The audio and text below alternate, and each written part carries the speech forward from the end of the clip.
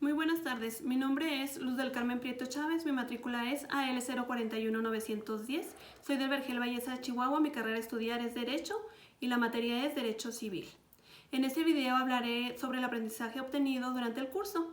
Primeramente, el patrimonio esto quiere decir que la totalidad de los bienes de una persona físicos e intangibles, dos tipos de bienes muebles e inmuebles por derechos y obligaciones reales y personales. Las diferentes teorías del patrimonio son dos principales. La primera, la teoría clásica del patrimonio, menciona que todos los derechos, obligaciones y bienes susceptibles en dinero pertenecen a una misma persona. La teoría moderna del patrimonio pretende analizar la verdadera naturaleza jurídica del patrimonio y las obligaciones que permiten su transmisión a un título universal como un todo. Entre otras teorías, como la teoría de la tesis ecléctica, pretenden explicar la diferencia entre los elementos que conforman un patrimonio. Los derechos reales son inherentes, las causas susceptibles de apropiación. Los derechos personales están ligados a la persona en sí misma. La teoría del patrimonio moral, esta concibe el patrimonio como un ejemplo de la personalidad de la persona física o moral, siendo criticada por considerar a los derechos patrimoniales como derechos no pecuniarios e inherentes a toda persona. La tesis dualista, este tipo de tesis establece la existencia de una separación total entre los derechos reales y los personales. Las teorías monistas establecen y dicen que se forma una relación jurídica entre sujetos en donde siempre habrá uno activo, otro pasivo y una cosa. La clasificación de bienes. El bien inmueble se clasifica por naturaleza, ya que no se puede mover ni trasladar. La firmeza es lo que la hace de este carácter. El bien mueble o tangible. Los bienes muebles pueden ser trasladados de un lugar a otro, ya sea por sí mismos o por efecto de una fuerza exterior. El bien fungible son utilizados como instrumentos de pago por poseer el mismo valor. El bien enajenado son aquellos que pueden ser susceptibles de ser trasladados y por regla todos los bienes pueden ser transmitidos, se pueden vender, donar o ceder. Bien no consumible requieren de uso prolongado. El beneficio de perdurar para siempre. El bien divisible, este bien puede dividirse al tener varios socios. El bien corporal son tangibles, es decir, pueden percibirse por medio de los sentidos y de ser objetos de apropiación. El bien incorpóreo son aquellos que no ocupan lugar en el espacio ni pueden ser percibidos. También el bien de dueño cierto y conocido, que son aquellos cuyo propietario se encuentra plenamente identificado. Los bienes abandonados y cuyo dueño se ignora o no tiene dueño, son los muebles extraviados o abandonados, se les llama bienes mostrencos, en tanto que los inmuebles de dueño desconocido se llaman vacantes. La propiedad, los bienes muebles e inmuebles son susceptibles de apropiación por ser el ser humano a través del derecho real de propiedad que se tenga sobre la cosa. Dos elementos más importantes, el poder jurídico y virtud entre titular y un tercero. La evolución de la propiedad viene en 4 etapas conocidas como derecho romano primitivo hasta Justiniano, el Justiniano hasta el Código Civil de Francia o de Napoleón, el Código Civil de México de 1870 y 1884, y en la actualidad dicha propiedad se adquiere por adquisición originaria y adquisición derivativa. La copropiedad es la pertenencia de dos o más personas, tienen sobre un mismo bien o objeto. Se trata de un derecho que no se puede dividir por el hecho de pertenecer a una comunidad. En caso de que el bien sea separado, la copropiedad se extingue, dando paso a la propiedad individual.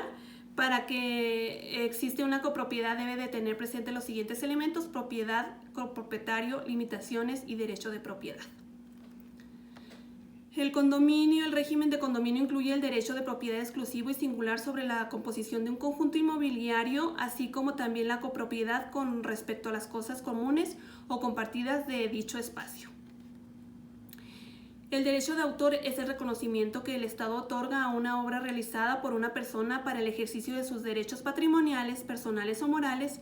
Estos últimos le permiten sostener que la creación es de su autoría, así como lucrar con ella y ejercer los privilegios que éste le confiere. El usufructo es el derecho real de distribuir bienes ajenos, por lo cual es considerado un derecho temporal para utilizar dichos bienes con dos preceptos importantes que son los términos legales y la extensión. El uso es un derecho real, temporal y por naturaleza vitalicio que, al igual que el usufructo, brinda la facultad de utilizar los bienes ajenos sin la alteración de su forma y con un carácter intransmisible. El derecho real de habitación es el derecho de uso sobre un inmueble urbano para habitar gratuitamente en una casa ajena, las piezas necesarias para sí y para las personas de su familia, sin alterar su forma ni sustancia. Se impide su transmisión y es temporal y vitalicio. La servidumbre es un gravamen real impuesto sobre un inmueble en beneficio de otro perteneciente a distinto dueño.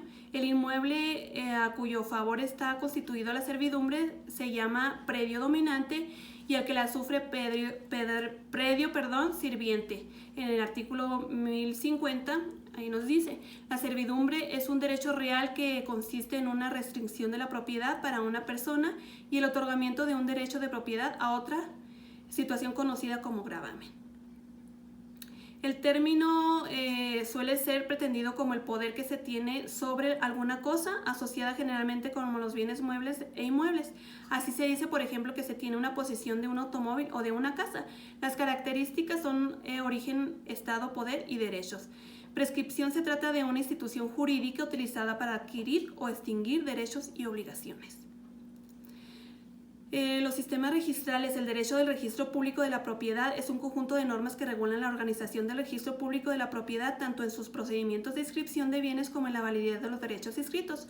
Por nombrar algunos son registro agrario nacional, registro único de garantía, registro público de los derechos de agua, registro público de derechos de autor, registro público de organismos descentralizados, sector del derecho civil creado para proteger derechos, estableciendo un conjunto de normas que tienen a formar un ordenamiento sistemático.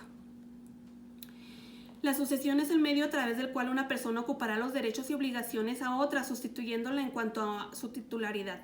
A la muerte de un testador se genera la sucesión de la masa hereditaria que compone todo su patrimonio, es decir, la herencia, o bien dicha sucesión puede presentarse por legado, que es un conjunto de bienes o derechos específicos testados. Hereditaria o legítima, testamentaria. Es la rama del derecho civil que estudia la transmisión de los bienes del cujus, el patrimonio de otra persona, incluyendo las cargas y obligaciones.